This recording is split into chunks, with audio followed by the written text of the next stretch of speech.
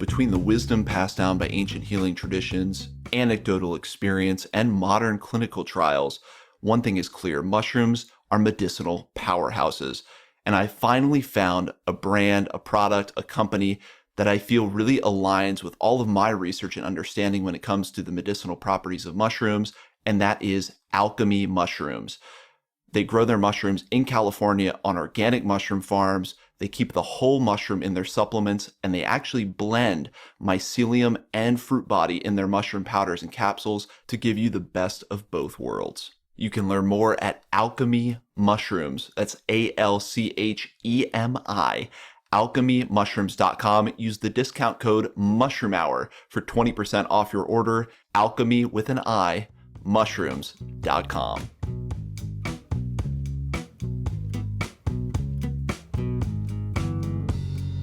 Hi there. Welcome to Mushroom Hour. Today on Mushroom Hour, we're graced by the presence of one of my favorite biophiliacs and artists, Jon Ching. Jon grew up steeped in natural beauty on the island of Oahu, Hawaii, which formed the foundation of his deep fascination with the natural and wild world. A self-taught painter, Jon's devoted art practice and detailed realism is inspired by the interconnectedness of nature. While dedicated to the minute idiosyncrasies of flora and fauna and fungi, Jon's work is a surreal imagining of what limitless wonders and combinations that nature can produce. New creatures and symbioses emerge in his meticulously rendered oil paintings, exemplifying the endless potential of life on Earth.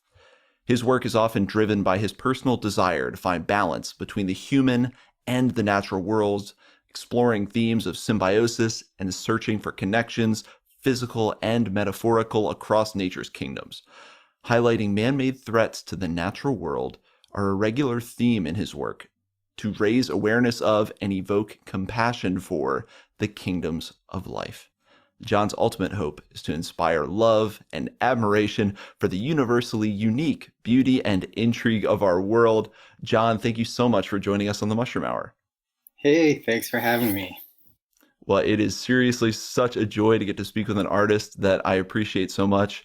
We were saying before the show, I've got your work hanging all over the house, prints of your work. I wish originals, but prints of your work Me too. hanging around the house. Really curious to hear about the inspiration and how you think of these. I mean, that intro said it beautifully, these symbioses and new creatures you're imagining crossing between kingdoms. But to jump into it, I guess, tell us how it started for you. How were you formed as an artist? What were some of the inspirations that really fed into your path? I don't know. There's always the art kid in school, or art kids, if you're lucky. So yeah, I just always was that kid that drew and like to just spend time drawing. I think it wasn't till I started nourishing that, more seriously, that my path really unfolded, but it's always been there in my life. And obviously growing up in a place like Hawaii, you're surrounded by majesty and landscape and beautiful, amazing creatures, flora, fauna, fungi. So talk about that a little bit too, about how that led to, or if it led to, this current style where you're really focusing on the biological world.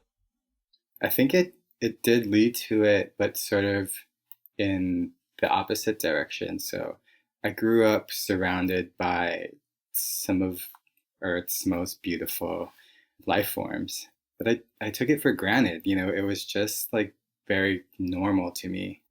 And so it was always there. I always liked it, but I never really took time to take a deeper look into it or understand why it was so special. I mean, also as a kid, I left the islands when I was 18 to go to college. So it's a lifelong cultivation, I think, the love for nature. So, but I think leaving that and, California, where I'm at now, is super beautiful too. I mean, so much of this planet is beautiful. You can always find somewhere great to be in. Yeah, I think it was sort of missing that just abundance of nature, that type of nature too. And I guess just the internet making it accessible to see any creature you want to, just really like opened the door for me. And once I started investigating how cool various life forms on this planet are, like I just couldn't stop. And I'll say because as a painter, you spend hours looking at a reference photo so that you can spend hours painting something. And so when you really look at something that long, you get to know so much about it. And like I would never know how a certain feather curves a certain way and then tapers off to a different color or something had I not looked at it for so long. So yeah, painting's really helped me cultivate that too. Talking to so many both amateur and professional naturalists and mycologists, that's one of the biggest traits or characteristics they always talk about in being a successful naturalist is observation, really keen observation. So interesting. And of course, it makes all the sense in the world to hear that observation comes through for an artist too. And so you've probably gotten some insights and know some things about creatures that, a lot of people would never recognize, even if they are trained naturalists, just because you've spent so much time looking at it.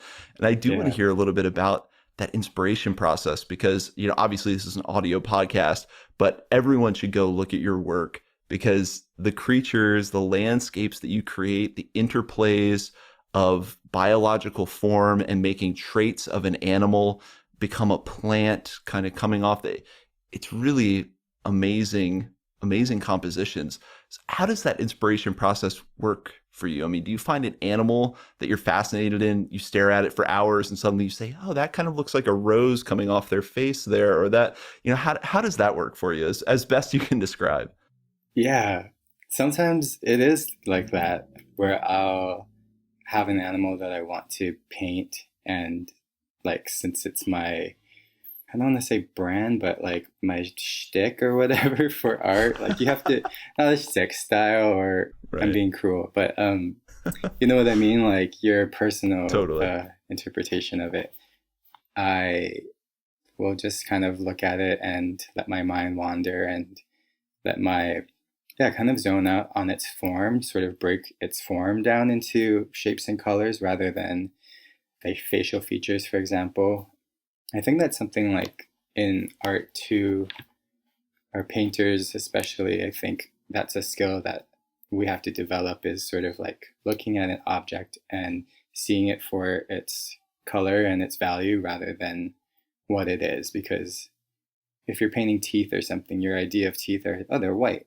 But like when you actually look at them, they're not white at all. But your instinct is to just grab white and put it down. So you really have to take that time to observe what the actual color is or what the form looks like. And I love nature docs. I spend hours like looking at like photos of, I just go down like image search wormholes. Like Pinterest is like a dangerous gateway for me if I want to lose a bunch of time. But yeah, sometimes it clicks. Sometimes it really just feels right. Some other times I have to kind of work at it harder or just not. There's some animals where I'm just like, nah, there's nothing there. I'll just paint you as is someday, but I have to move on. So yeah, that's the fun way of getting to my ideas. Other times it's like, well, they're fun in their own way, but other times it might more be driven by an idea or like something, a commentary on something or just how I feel about something. And so the idea sort of tells me what animals to use.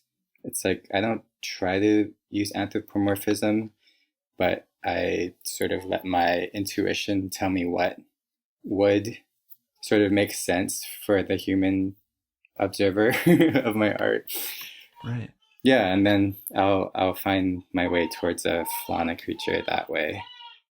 So there's kind of two avenues of inspiration. I'm sure there's many, but kind of finding the subject first, be guided by the organism basically, and then sometimes you're guided by a message or by the human interpretation of what this art is going to look like. But I love, again, you're pointing out the importance of observation. And it's something we don't think about, that, yeah, your conception, your mental image of what something is not the same as what it actually is. And I think so many of us in basic art classes found that out when you're trying to color really anything. You see there are shades of like every color embedded in there somewhere. Yeah, I can kind of feel that research process that you go through of really absorbing an organism and figuring out how to play with all the different forms and colors that we may not immediately think of when we think of a parakeet or a deer or any of the subjects that you work Yeah. with. And just in the background there too, I want to make sure we bring this up because I think it's really interesting. We just heard your newborn son in the Oh, background could making a you guest hear it? appearance, just a little bit. Yeah. What's that been like? Because you said right before this, you said that has really started to influence me already because you're a new father.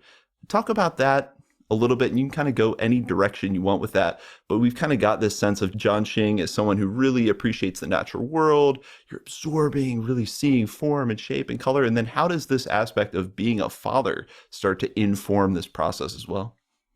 Yeah, so my son was born almost 6 weeks ago, and we're doing a good job at chubbying him up, Project Chubby.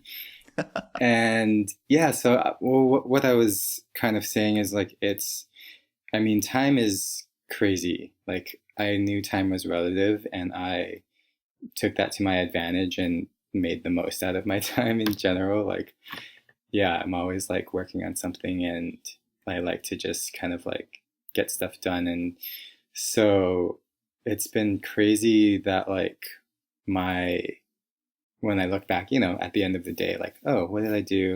How do I feel about it? Is so basic now, but I'm also like so fine with that. I didn't expect that. I thought I'd like, I don't know. It's been a cool surprise, but yeah, seeing the change in pace, I think like we're talking about observation has allowed me to really like soak in so much more nuance. Like I was thinking about it the other day, and it's like the difference between riding a bike and walking and what you see on your path. Like, riding a bike, you might notice that there's like a bush with red flowers there, but then you're like gone already. But while you're walking, like you can like really see exactly what type of flower that is, what their stamen looks like, like really cool things. And so having to slow down to just be there with my son or comfort him or feed him or something, like, it's all his pace, and it really like allows me to, I don't know, I guess wander like in my mind and just visually, which is such a gift because life moves so fast these days. And we're not even in a bike, we're like on a motorcycle. Like, so Yeah, on a yeah. rocket ship, it feels like sometimes. Yes, that's a better one. So yeah, I think that's as far as I've gotten with like what I've observed. I mean, there's so much in there. There's slowing down, and you just said I'm on his schedule. So part of that is now making it completely about, I mean, you're always basing your work and compositions on other organisms, but now you're basing like your day-to-day life completely to another being to take care of it. And well, and it's funny because it would synergistically work with your work, this idea of observing and slowing down and then kind of extrapolating that insight. I know my answer to this, but do you think society in general could learn a lot from Jon Ching's lesson in New Fatherhood, which is to slow down? I mean, do you think in a lot of ways modernity can really think about, I mean, we all love progress and efficiency. I want Amazon in 5 minutes, but do you think that we would benefit a lot in terms of that all important balance with nature that I think is so much at the center of your work? Do you think that we could really benefit and all the organisms around us could benefit if we just slow down a little bit? I mean, I'm biased, so definitely. I'll add something to that too from my experience just, in the last 6 weeks is that slowing down, being on his time and observing his condition has really like been a good practice in empathy. And I think that in mixed with like taking more time and slowing down would be such a great benefit to society and how we treat each other and live with each other. Because I get super frustrated, especially at the beginning, like when he's just screaming and I can't get him to stop, and I'm doing all the things, and yeah, and just like physically that sound like releases bunch of chemicals that lingers, like adrenaline and I don't know, stress and whatever. But Well, as we've evolved to for very important purposes, that does need right, to immediately trigger that response in dad, so you're ready. I had to remind myself of that daily, that this is just how we've done it. So, but it's like I now have to like see things from his point of view. I can't just be like, I'm stressed and I'm like, freaking out right now. I need to like look at him and be like, okay, that face, I'm getting to know that that face means like you've got something to pass. You're trying to release yourself, and Right. I know what that feels like. Oh, that sucks. So like, let me, I don't know, try different ways of holding you or comforting you to like see what the sweet spot is. And like, it's funny because I have kind of found it. Like, there's like a position that I can get into that. I mean, this is like TMI, but to let them release, and it's such a good feeling because I'm like, sweet, problem solved. Let's go to sleep. Right. Right. Well, what you're talking about is this subtle interplay and like, we're talking about how some of these insights inform your work and maybe how we can all learn something from the lessons of a budding father. But I think it also shows that, maybe for new parents, a great skill to develop is observation and patience. I think those are things you naturally had through your work. But I mean, just developing observation and patience could be such a great tool for new parents out there, which I'm sure they know. And like you said, in the heat of the moment, when baby's crying, I've been there with my brother and my nieces. It's hard to want to observe and have patience when you're like, how do I make it stop? Yeah. I definitely wanted to tease that out a little bit because I thought that was powerful. And I know for any new parents out there, they're probably going to get something out of that as well.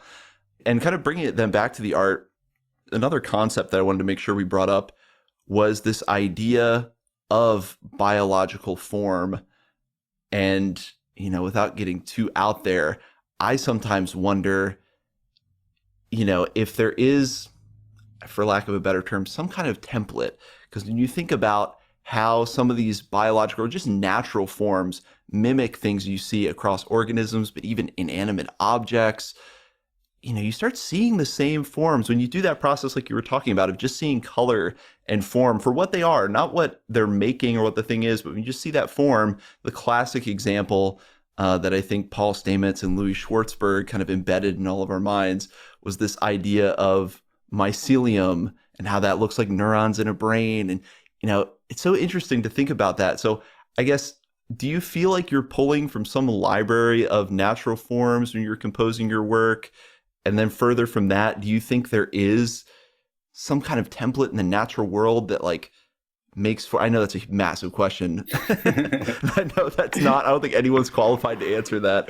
But the idea that there is some like template to how forms organize and that's why we see them repeated. I mean, what's going on there? If you can channel that into some kind of answer.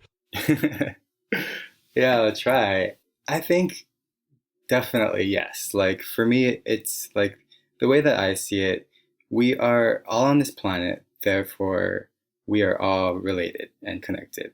At the level, even if you want to just stop there at we're on the same planet, but we all not only live on this planet and are a part of it, but like kind of like get a really sweet spot, in my opinion, of like evolution and climate, what we used to have, like of just like beauty and abundance. And, I think when you see, mycelium and when you see the roots of a tree and the neurons of a brain and, bringing it back to pregnancy, like what a placenta looks like, if you've ever seen what that looks like, it's like a tree root system. It's really crazy. Wow. Lightning, and they look alike because they're earthlings or earth things, and so yeah, I love to play with that because it's obvious, we've all like gotten to this point in the history of life on this planet together, so of course we're going to have a lot of things that visually look alike and just behave similarly too. That's what our physics allows for, I guess.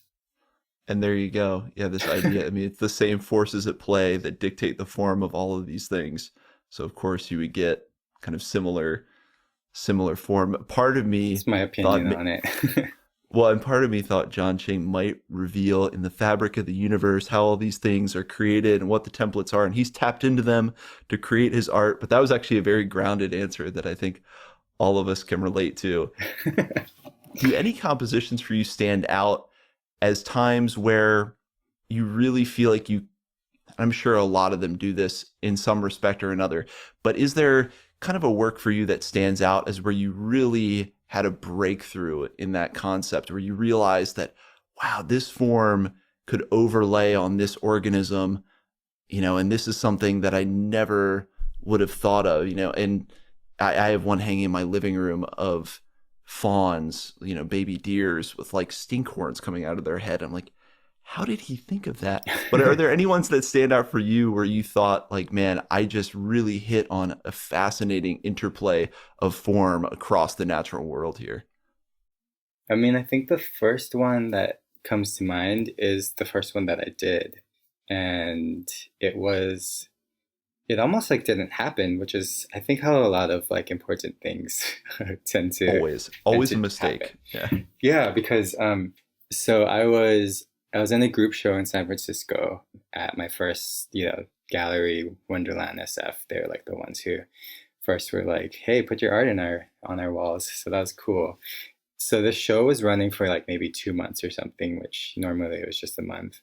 And my piece sold immediately. And the curator, gallery owner was like, "Hey, like if you want and you have time to make another piece, like we can replace it because it's 2 months. So, the collector can take it home earlier, get it off the wall." And, at that point I was just doing it on the side and I'm like, yeah, like, let me make you something.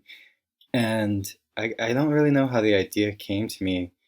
So it was based on Frida, and, she always had, or the pictures that we see, like flowers in her hair somewhere, Right. she always, was adorned. And I think I just saw this like gala cockatoo. It's like gorgeous, like pink, really like friendly faced cockatoo. It's like pink and gray. So it's like flower. I was thinking like flowers in her hair, and then I was looking at the feathers, and I was like, well, that kind of looks like a flower. And then yeah, I just was like, maybe I just paint a flower head, and that was one where I think it was the first one of the first lessons that like my intuition talks to me, and so I should follow it. And so I just was like, oh, I need an idea, I'll just paint that. And it was great, and I was so happy with it, and everything worked out. Like sometimes, you think of a painting and you try it and it doesn't really work, and you're like, darn, the idea was cooler than what I can do. But this one turned out to be, as cool as I thought it could be. And I think I just used that as that was fun to do. Let's aim to do that again. And I just like didn't stop. I just kept trying out new things, and yeah, and then it's so much fun. It's not easy to do, like to transform things or like really see. It does take a lot of like what we've been talking about, background work and time to just think and observe. But yeah, it's like super fun. Yeah, so that was the seminal moment where this style was created, this playing with natural forms on an organism. And it sounds like that was very much informed by these powers of observation. Do you have an example of a piece then that was created where you had a message in mind and then you found some forms that you hoped communicated that message? Because, like all art, I think people end up partially their own projections, partially what's in the art. Everyone kind of forms their own meaning around that. But yeah, I guess an example of a piece where you had a message, what that message was, and what the piece was. The one that comes to mind is when I painted last year. It's called Vital. It's a painting of a little hummingbird carrying. Have you ever seen like? Do you know what like one of like a weaver, the bird? I don't know what type of weavers, but they like basically like weave these really cool nests that hang down, and it has like kind of Oh, an opening, sure. and it looks like super like mid-century modern. It's kind of. I know. Yeah, we've all wanted that treehouse. Yeah, yeah. Yeah. So I was just thinking. So basically, yeah, the hummingbird is carrying a nest like that, but instead of leaves, it's made out of kelp. And in the hole is sort of like a orb of water that's carrying a piece of coral and some fishes. And that sort of is like a little mini habitat, like formed in this little nest. So the idea started with just looking at our healthcare workers and like feeling so bad for them, and but also like so proud of them, and just everything. Like, I don't know, it was crazy. Like, I mean, we've never been through a pandemic before, and to see healthcare workers just like saving person after person and like really just getting battered and just keeping us going was very inspiring to me, and I felt so much gratitude towards them. So I wanted to make a piece about just the idea of like carrying a big load, like a heavy load, all by yourself, your tiny little hummingbird self. You're carrying this whole, you're keeping this whole habitat intact. Right. You've created the network to support it. It's just like you, and the hummingbird sort of like transporting it in my, idea to a safer place. And so, yeah, that idea was just thinking about how hard they were working and how thinking of all the people they're helping keep up was what I just started thinking about, and then came up with that piece. The image I got when you were describing the composition is like they're carrying this world, they're carrying this oasis with them. This little hummingbird is carrying all of our collective oases, hopes and fears and everything, carrying it. That's really beautiful. And like I said, I'm sure every piece has some kind of meaning. I know one of the big themes for you running through it is kind of this balance with our natural world. How does that channel into pieces for you? I mean, is there certain imagery that you use to convey that? Is it just the piece itself? Or how does that kind of overarching message of waking people up to, hey, we need to achieve a better balance with nature, how does that show up in your work, do you think? I think it's shifted. And yeah, now that I've heard you read my bio, thank you for reading it so well. I might need to use that audio clip for something, because you've got a great voice and it sounded really Anytime. good. But I think before I used to paint the problem or paint how I felt about the problem, and I wanted people to see what I thought about the problem. And not in any dark way. Like, that's always been my goal, is to not paint something that people don't want to look at. Sometimes it's difficult or something, but I'll still make it beautiful so you'll want to look at it. But like, I'm not going to paint mutilation or stuff, because even though I feel passionately about killing our wildlife, like, we don't need another image of that brutality, and it's better to create empathy than, shock or horror. So yeah, so before I used to sort of want to just paint about it, but now I paint how I feel about how beautiful things are. Like, my goal now is to just get people to spend time looking at nature more through my paintings of nature, trying to like highlight how beautiful certain parts of it is. And, then I'll like sneak in some background meaning because it's art and I have to, it's like, I don't know if it's the right path, but it's what I've found my way to for now, is to just try to get people to really love nature again. And if it's through sort of surreal, interpretations of it, and I sort of argue that it's not surreal. Like, nature is so wild and we know so little about it that like it could just be natural. Like, what we think is supernatural is actually just plain natural. So yeah, just put it on display, put the beauty and the coolness and the amazingness of nature on display for people. Well, and I really resonate with that path. I think stark imagery has its place to communicate grim realities, but man, reality is already really grim. I've seen enough dystopia. I've seen enough. So I like that idea that you're inspiring people by beauty to then take action or just subtly change the way people think and move throughout the natural world.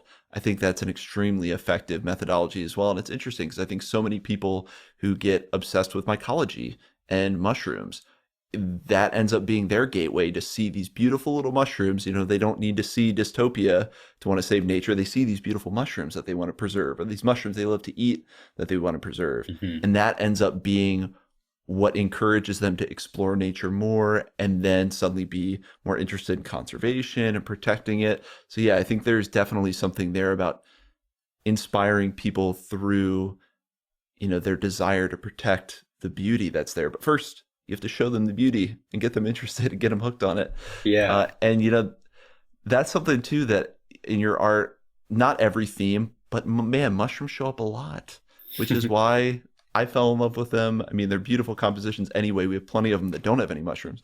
But when did mushrooms kind of make their appearance for you? Was that always a natural form you played with? Was there a piece or something or a mushroom maybe you saw in the wild where you're like, whoa, I need to look at these? Yeah, I think, I mean, you know, it's funny how I want people to look at nature and be in nature so much, but so many things that I learn about nature is through the internet. Right. But yeah, I live in LA and I'm in the studio a lot, so I need to make more time. But I think like early on I had such a limited knowledge and exposure to mushrooms that I just thought of it as a cap. So if I wanted to use it in a painting, like that's how it would show up. And I still love, you know, that form of it, but I think over the years, just sort of digging into nature and different pockets of it had like exposed how many cool different forms there are of mushrooms and colors and characteristics and stuff. And so it's made its way into my work more recently. And I think that it's in the zeitgeist of the last like couple years. Like there's definitely something going on in the collective unconscious or whatever, you know, we're tuned into. And I think like Louis Schwartzberg has like a lot to do with it. Like Fantastic Fungi was like I watched it twice immediately, like back to back. Like I rewatched it right afterwards. It's so beautiful. It's so full of knowledge and really just is coming from a place of love and admiration. And so that helped really like get me interested. And yeah, the more it's funny, like it's like finding mushrooms. It's like I'm like, oh, let me take a closer look at this. And then when I get closer, there's like this whole world, you know, which you're helping build and be part of. And so it's been really cool. I feel like a newbie. I still am a newbie, but I'm excited for my recent mycophilia. I love that idea. Yeah, once when you're out foraging, once your eyes start to recognize, you see that first mushroom, and suddenly you're like, oh wait, and you start looking at the forest floor and seeing them everywhere. Hmm. And I think when we first understand that there is some kind of mycology culture, yeah, you see a seminal movie, and suddenly you start looking around, and you're like, wait, these mushrooms are everywhere. Hmm. And yeah, this is definitely the mushroom moment, and it sounds like your art, much like me and the media we create, was very much a symptom of folks like Louis Schwartzberg, Paul Stamets, so many great mycologists and mycophiles bringing us this message and a lot of times bringing us the beauty and the majesty of these organisms that Yeah, has really gotten us to see things in an entirely different way and talk about expanding the palette for someone who works with natural forms and themes. You right. start looking at fungi, Jon Yeah, Ching's palette just explodes. totally. Yeah, just to go back to those two dudes, you know, it's like what I'm trying to do too is just make it easy for people to absorb it, see it, you know, put it in front of everybody, tell everyone how cool it is, like really just because we're just bombarded now with like everything. And so to really boil it down actually kind of makes it poetic too, you know, like a good poem is some can argue is concise or like, you know, so the forms that I'm getting to explore now and see are really fun and so complex. Some of them, I'm like, wow, I don't. That's intimidating, but I'll go for it. And it's this metaphor of, you know, at the beginning I said flora, fauna, funga, which is this idea of people like Juliana Ferci, Paul State, all these people we've been talking about have been getting us to more readily in our brains and our mindscapes integrate mushrooms as part of Hmm. the vast natural tapestry. And so in your work, it's fun to just see them there, but they're not necessarily the focus. They're with everything else in kind of this harmony. And yeah, I see that metaphor as our collective consciousness reaches that way. It shows up in Jon Ching's art that way, that mushrooms are now embedded in the natural landscapes. So yeah, really interesting. And then what has the reception been for your work? I'm a huge fanboy. I love them all. I have them all in my house. But what has the response been from people who have seen your art and gotten a chance to commune with your art? I mean, it's been great from what I can tell. It's been so kind and enthusiastic. Like I'm still getting used to people looking and thinking about my art. Like, I don't know, you kind of just make it, and I feel passionately and deeply about certain art and artists, but I think I just forget how art touches the general public or something. I don't know, but it's been cool. It's also been a cool way to connect with people like-minded people that feel the same way about nature and other themes that I paint about. And yeah, I mean, as much as people like shit on Instagram, it's been such a great way. I mean, we've connected there, and I that's the main way that I'm receiving any feedback from folks. I mean, sometimes emails, but yeah. So I think it's been cool. It's been really nice and generous, and I'm just like really grateful that like folks are like looking at my art and like actually looking at my art. Yeah, people are actually absorbing it. And like, yeah, I guess you said you were part-time before. I mean, is this full-time artist now? And I guess maybe we can talk about that, because we've been talking about the work and playing with these massive concepts that are so interesting to talk about. But, as the artist and as a man kind of on this journey of putting your creations out to the world, which always takes some bravery and to really kind of put yourself out there, and much less the time and materials invested. Are you a full-time artist now, or what has that journey been like for you as an artist? Yeah, I am doing this full time. Yeah, thanks. That's awesome. It was a goal of mine, and yeah, I just saved up a bunch to buy myself some time and just like went for it. And it was, you know, it's tough, like, especially if you don't really know the game. I maybe like went a little too early. I was just very, excited, and I didn't go to art school, so I felt like I needed to catch up. So I was just like, well, I'll just like take a leap, instead of hop. But yeah, I mean, it's kind of like painting, where like every painting, unless you paint like the exact same thing, like you're kind of always taking those steps and trying something new and seeing if it works and adjusting if it doesn't work quite right. And so that was sort of my, slow hustle to where I'm at now, is like, okay, let's try group shows, or let's try prints, and let's try different things to piece together to live off of. And yeah, I don't know. The last like couple of years has been really good to me, and I've found a nice amount of support that thankfully helps keep the ship going, and helps me feed my little bait, like, my little dude now. So Of course. um it's cool. It's a lot of work. It's the most work that I'm a hard worker, and it's more work than I thought I was getting myself into. But so the early days are really hard, especially when you're trying to make quality work, and you it gets uncomfortable, I guess. But now, I don't know. And it's like, it doesn't, as an artist, I don't think anyone can really like bank on things staying the same. So I'm always very grateful for what I have at the moment, because, I know like there's always new artists, there's only a limited attention span, and you could just be deemed, I don't know, like not interesting anymore. But that's not going to change, what I'm doing. So I'm really grateful right now. That was the key piece that I thought was probably true for you, is that the creation of the art and the process of observing natural forms and thinking of these interesting amalgamations to make your own. It sounds like you're in love with that whole process. So in that case, yeah, you reap the benefits and the gratitude and all the good things that come with it, but also kind of still in love with the actual work itself, which I think for so many people's dreams, there is that reality of like, you better love staring at forms for hours and painting things for hours and hours and hours, because that's what your life will be.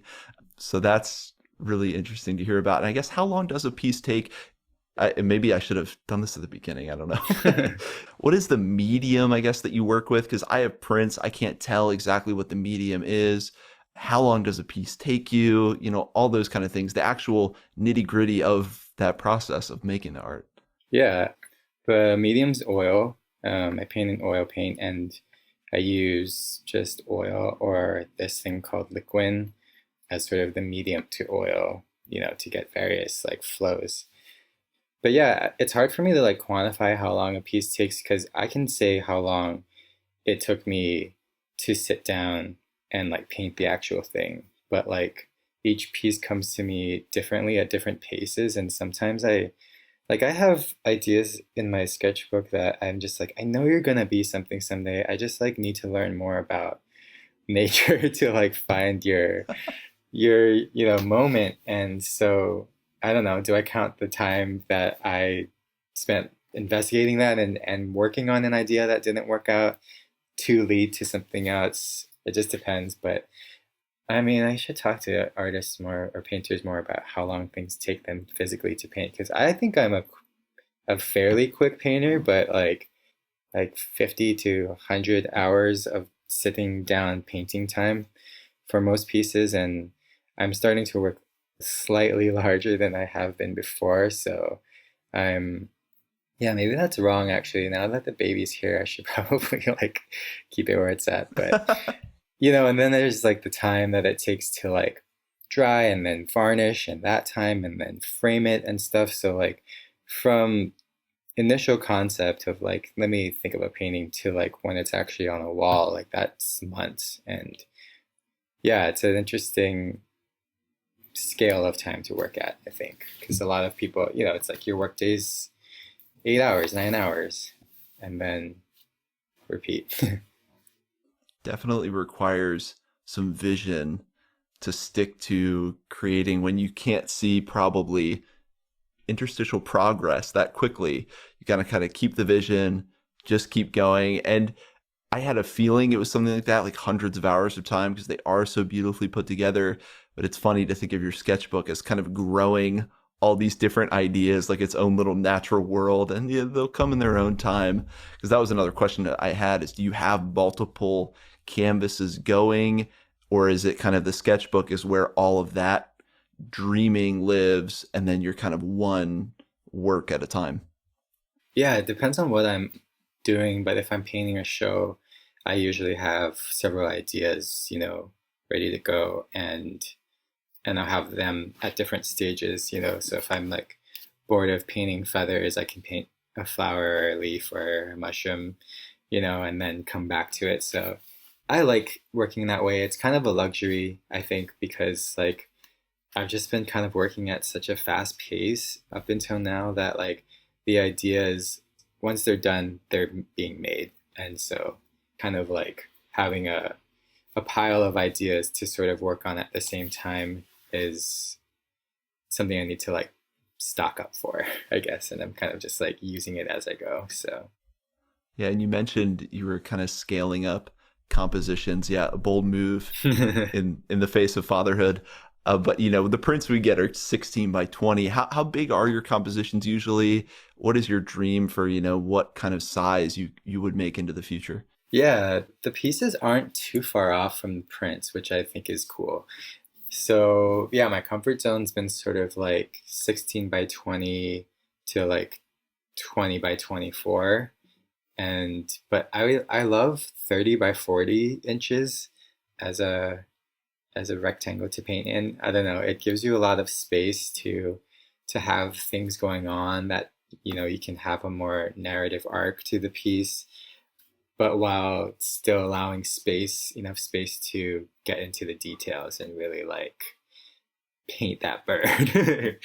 Right. So yeah, but those do take a lot more time just in preparation. It's a more complicated composition. So it takes a lot more planning, a lot more like image finding, and just building up your arsenal of tools to make it happen. But yeah, I'm really curious at how fatherhood's going to change my pace of productivity.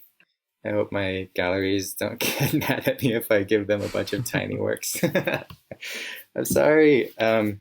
Yeah, I mean, I'm pretty optimistic, but well, I was optimistic, but yeah, the last 6 weeks, I'm like, am I ever gonna finish a painting? Like, I don't know. I'm gonna become an abstract painter, maybe. Just throw some Just paint at it. black line on a page. There it Yeah, is. That's the work. yeah. Yeah, I was holding out hope that we might see a Jon Ching mural on some huge buildings. I can only That's imagine my a dream. forest Yeah, full of your creatures. I want to do that so bad, and it's been that goal that I keep like being like, next year I'm gonna. That's my goal. It's intimidating to me. I know I would have a lot of fun with it, but yeah, there's only so much time too. So, but Sure. one day it's gonna happen. Yeah, it's gonna be fun. And that will be a day that we're all cheering for, because I would love to see that. I didn't know that was something you were thinking of, but that's kind of what you think of when you see one of your pieces. Man, imagine a forest or a landscape full of these organisms. And we've been talking so much about your work. Where are the places people can find your work? I know some artists are kind of only gallery, or you can buy direct from them, or how can people find your work? If there are any gallery shows, tell us about that. And where can they get copies of your work to adorn their homes and offices and everything else? Thanks for asking. Yeah, I show at a number of galleries in LA. I just had a show at Corey Hufford Gallery, and I also show with Haven Gallery in New York and Bain Art Gallery in Australia. And I have a lot of gallery commitments. Right now, it's crazy that I have like literally one painting available because I used to have like so many more. so so there's one, and I'm always making new works. I'm really hoping that I can find some time to do a studio sale, because I understand that like there's a certain demographic of person that can shop at galleries, even though galleries offer like payment plans and stuff. Like I mean, original art is not cheap, and like it's a necessity to price things where they are. But I am hoping to do a studio sale, because that's where I do smaller works and try to keep the price point a little more approachable for like normal people. But prints are my way of, really trying to make things accessible to everybody. And that, going back to murals, that's why I want to do a mural, because I just love that it's full access. There are no boundaries except geographical to you getting to like experience that. I love public art. But yeah, prints are on my website, jonchinart.com. It's no H in the John, so Jon Ching Art. And then actually, if I could plug, I have a calendar coming out. I just finished. It's currently being printed, so I'm like super nervous but super excited. I'm really really happy with this one. I mean, I always am, but like I always try to like top the year before, and like this was really good. So I'm gonna share that Nice. soon. Yeah, so you can find everything on my newsletter, Instagram, like where new originals are popping up. I'm only going to be in a few group shows for the next year. I put some time aside to enjoy this moment in my life. But yeah, I think next fall is my next big show. Until then, I'm kind of working on small projects and trying to work as little as possible. To be honest. I'm spending a lot of time cooking. I love cooking, and so that's where I'm being expressing my creativity. And do any of the cooked dishes feature wild mushrooms by any chance? I'm biased, but how are we featuring mushrooms in any of your recipes? Yeah, oftentimes. I don't know about wild. I wish that I had more access to those, but yeah, when I do, like, that's great. Yeah, for sure. Hit me up if you want an idea or something. I mean, it's a lot of stir fries and stuff, but cool sauces and combinations of stuff. Man, you're so creative. I'm sure you make some amazing food. We were just talking about where to find your work. How do you feel about NFTs? Are we going to see a Jon Ching NFT floating around the internet or anything like that? And, if you're like, yeah, I'm waiting, by asking that question, I'm wading into waters I know nothing about. But here I have an artist and all I hear about are NFTs. How do you feel about that? Yeah, it's funny. I'm so slow to adapt to anything. Like, it's like comical how long it took me to get a smartphone. And then even then, I just used like the Instagram app. Like, but if someone wants to help direct the ship of an NFT creation, I'm open to it.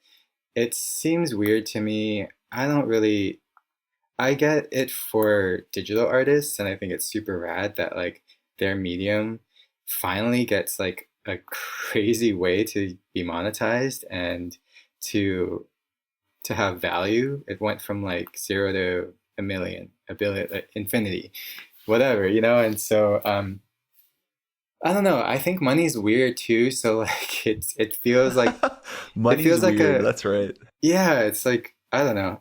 It behaves in weird ways, and it's behaving like money right now, unless like the value is not really based on artistic qualities. I think it's more based on I don't know. I don't know. So Hype and money. Yeah. yeah, marketing. So it's the new art form. It's the art form of our generation is marketing. Isn't that true? So probably not, but like maybe if it sticks around, then I'll eventually do it. I'll try anything. Yeah, I don't know. I guess if I was more money driven too, I would try to like get in right now, but I don't really have an interest. Yeah, and I guess it is partially dictated by that medium. I mean, you're doing physical art. What are you going to embed some like microchip in it? Like I said, I don't really understand how that works, but I'm glad I asked it because we got some golden insights. Like money is weird. It's like, yes, it absolutely is, and it behaves like money. Yes, it absolutely does. Breaking It is a news. force unto itself that does not make sense most of the time. Really interesting, really interesting. And another big question, as someone who really does observe the natural world, and even if it's through a computer screen, is intimately familiar with a lot of different organisms and plays with these themes of how we can better coexist with these organisms around us. I know we talked about slowing down earlier, but in your mind, because I'm sure you've thought about it, how do you think humans can live in a better harmony with this natural world? I mean, in your mind, what is like a core tenet or something that we can embrace that you think would help a lot? Hmm. I think if there was just like one main thing we can do right now is learn as much as we can about indigenous ways of living with nature, because our species developed that knowledge. Like one of the best things why we exist now is that we are able to think and problem solve and then pass that knowledge down so the next generation can think and solve above that. And we've been doing that the entire time our species has been to this point. But in like the last 2 or 3 generations, we decided, nah, we don't need any of that. Let's do this other thing. Like, look, if you burn this happens. And like, at this point, we should use our big brains and understand that that's not a sustainable way. Yeah, you can do that, but we can't do that forever. And the sooner we stop, the better. So I just want to preserve all the knowledge that we developed, gathered, and passed down through indigenous people. And they're still here. They can still teach us. We just have to listen to them, and we have to give them the microphone. I think that will get us headed. That's the right direction. We need to just turn around and go that way, like turn back. I also think more pessimistically that like it's not about us finding a balance with nature anymore. It's nature finding a balance with us. Nature always finds balance, and these these natural disasters that like our human forms aren't great at surviving is its way of balancing it out. There's an equilibrium, and you can feel, you can think that we shouldn't be, we're so above life that we shouldn't be held to respect that equilibrium, but we don't have a choice in it. And so I think it's hopefully we can do both. We can try to find our balance with nature, but nature will find its balance with us. 2 points beautifully elucidated. I basically laid at your feet like, tell us how to save the world, Jon Ching. And I think you actually gave us two really good insights. And yeah, so many times that's the answer. I love how you laid that out. It's like we don't throw away tens to hundreds of thousands of years of human experience just because new technology emerged. You have to learn how to integrate it. And maybe that's what those decades have been, is us figuring out, okay, we went way too far in the wrong direction. Now we need to go back and incorporate all that hard-won knowledge that basically got us to this point and have some kind of sensible direction going forward before natural equilibrium kicks us right back too severely. Yeah, I have a great metaphor or example, because it is finding your limit, and like there's a reason why I don't binge drink anymore and why I don't go to Indian buffets anymore, because I have pushed myself far past my limit. The natural forces of what the physics that I put on my body took its toll, and I learned, okay, that's too far. Let me find a nice happy spot back this way. And so it's an opportunity, I guess, like we know this is the limit. This is the limit. We can never do this again. Let's head back the other way and find the sweet spot. Hooray for us. I love those examples because everyone can relate to that. Yeah, collectively as a society, we went to the Indian buffet, binge drank ourselves into oblivion, and now it's time to say, oh, that was funny, but yeah, we're never doing that again. Right.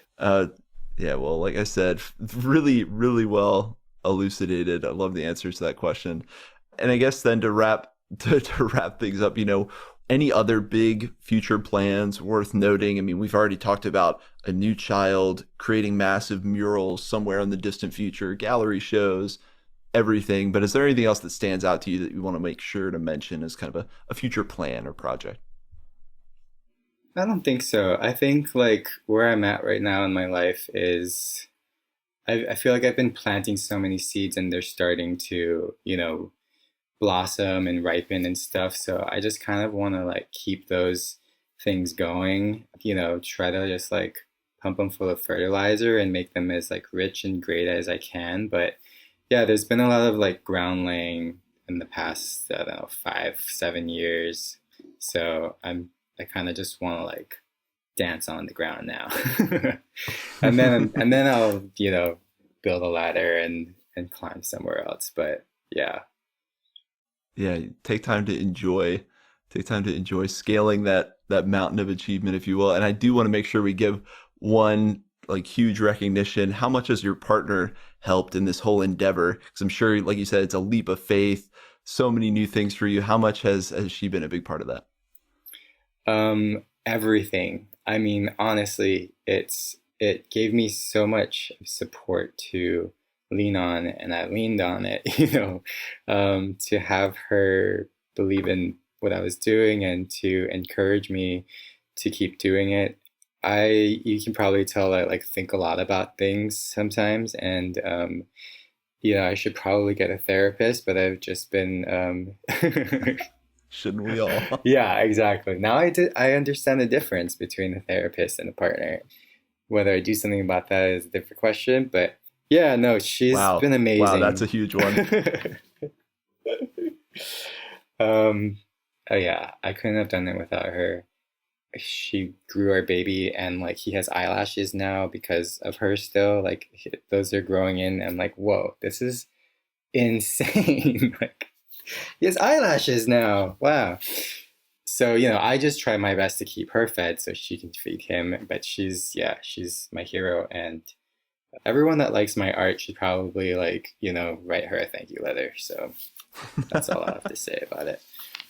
You just put that in perspective. We're talking about being an artist. It's like women grow other human beings. Yeah, It's like talk about the master artists and creators, man. I love that. I right. love that answer.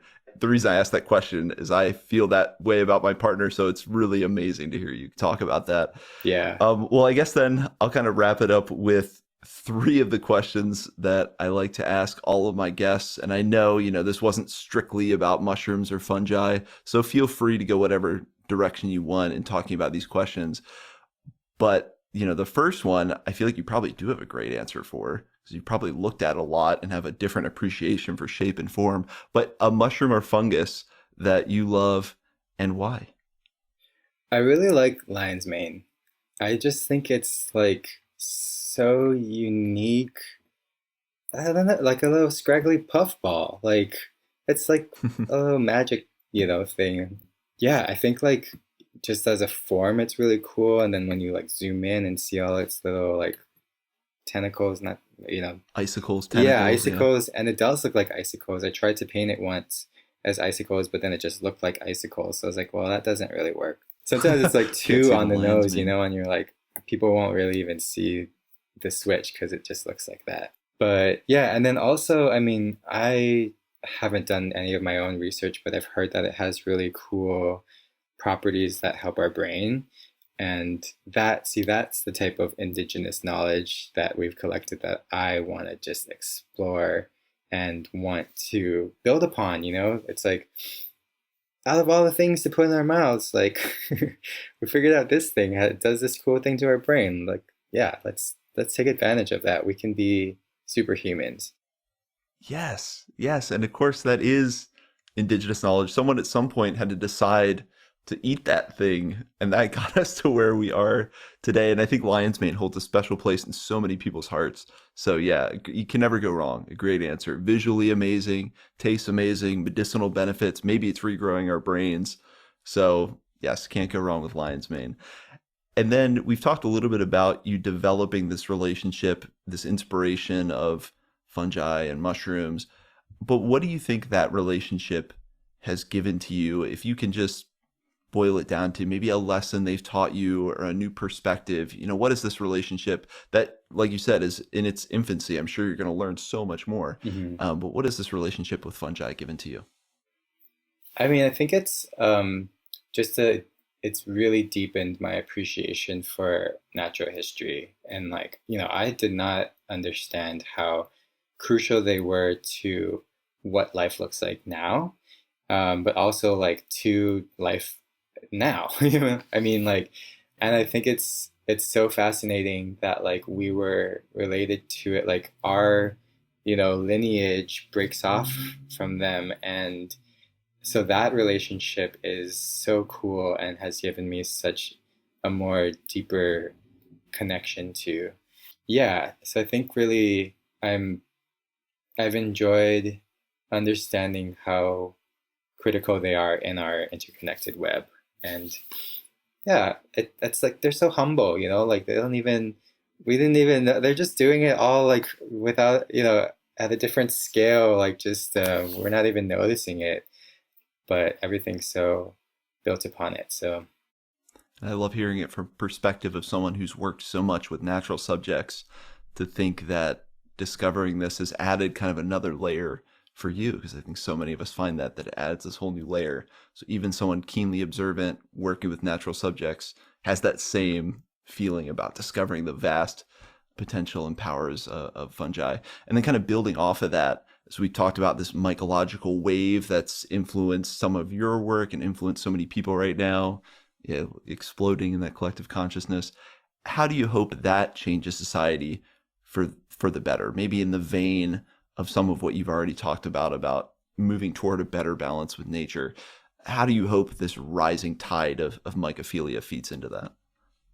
I think like there's, yeah, what I think is necessary is to cultivate as much love as we can, refine that love and respect for the natural world as possible. And I think this wave of mycophilia is a big push, towards that larger wave. that needs to happen. So it's cool. I think it's leading it in somewhere in some ways, but I think like it just really adds to this this necessity that we need to acknowledge that we are nature, and what we do to it is we're doing it to ourselves, you know, and mushrooms connect so much, I guess. So maybe that it can be a way to connect us, you know, it can use its visual or mental mycelial network to connect us to the larger organisms, you know, that we need to live. So true. And even just understanding how they work, because a lot of times we don't have a visual representation of some of those mycorrhizal networks and things, Hmm. but just understanding it in our heads seems to make new connections and change how we see things. It's like even without that powerful visual prompt, somehow understanding them adds a new layer to our understanding interconnectedness. So yeah, I definitely see that as well. Well, Jon, thank you so much for coming on the show, Thanks for having me. talking about your art, giving us like such thoughtful answers, amazing perspectives. And I know I just threw massive questions, lumped them all together, and then you turn out a beautiful answer that leaves us with a lot of insights. So yeah, just thank you for coming on and being a guest. It's been a pleasure. That's really cool of you to say. Thanks. And yeah, this was so much fun. Thank you for inviting me on. I'm super stoked that we got to have this time together and this conversation. Yeah, I hope your listeners found it interesting, and just, you know, appreciate all of your time for taking the time. So thank you.